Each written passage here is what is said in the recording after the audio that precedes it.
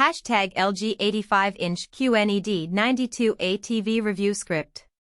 So this 85-inch LG NED TV has been everywhere lately, and honestly, I get why people are asking about it.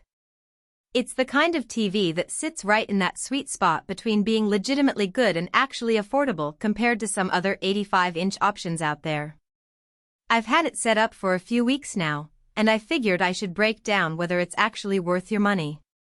Link is in the description if you want to check the latest price on Amazon. Let me start with the display itself because that's really what matters here. The mini LED backlighting with something LG calls Precision Dimming Pro basically means you get way better contrast than regular LED TVs. What that looks like in real life is darker blacks when you're watching movies or shows, especially in a darker room.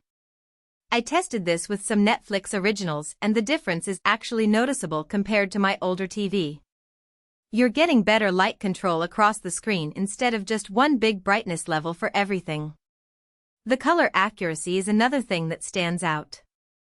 LG put their dynamic QNED Color Pro in this model, which just means the colors stay vibrant without looking oversaturated or fake.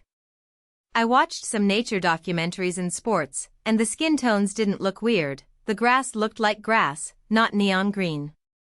That matters more than people realize because no matter how good the TV is, bad colors ruin everything.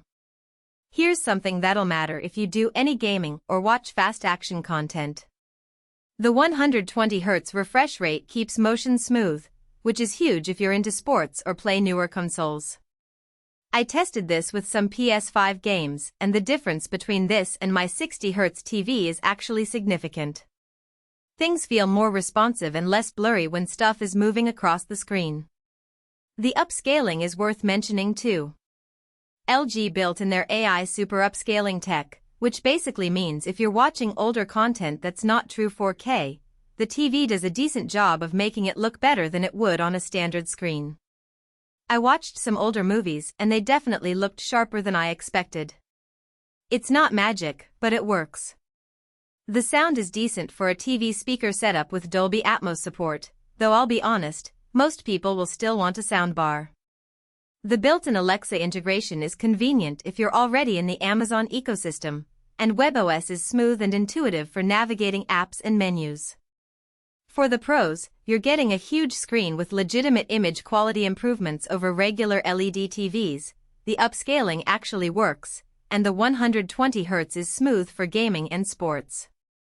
On the con side, like I mentioned, the built-in speakers are pretty basic if you care about audio quality, and at 85 inches this thing is absolutely massive, so you need to make sure your space can actually handle it.